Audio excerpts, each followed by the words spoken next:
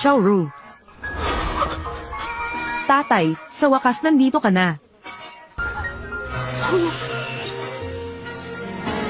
Poprotektahan ka ni Dad. Hahanapan ka agad ni Dad ng doktor. Yang Haicheng, may sinabi ka lang. Hindi mo kilala ang babaeng ito. Sa harap ko ngayon, niyakap mo ulit ang babaeng ito. Katulong na si Wang. Tumawag ka agad ng doktor. Komprehensibong inspection para sa Xiaoru. Oo. Hindi ako sang-ayon. Hindi kita binibigyan ng pahintulot na tumawag ng doktor para sa babaeng ito. Xiao Haichao, umalis ka sa daan ko. Yang Haicheng, para sa walang hiyang Vixen na ito. Sinigawan mo na naman ako. Yang Haicheng, sinabi mo sa akin noon na palagi kang magiging mabait sa akin. Hindi ako magkakamali. Ito ba ang pangako mo sa akin? Karapat-dapat ka ba sa akin? Tatanungin kita.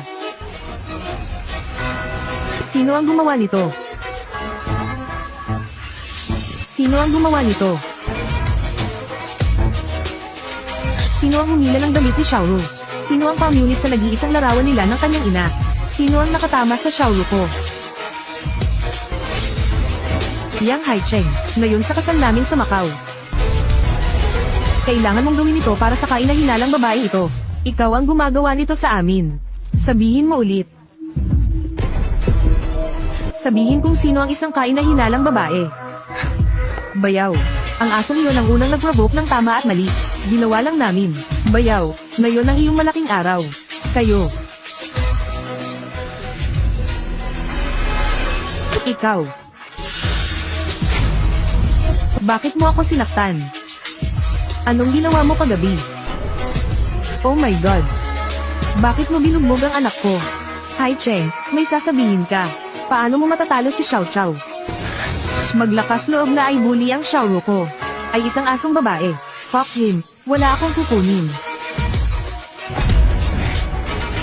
Baby ko yan, Xiaoru.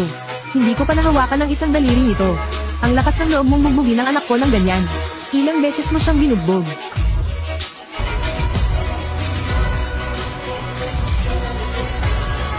Medyo. 2 beses.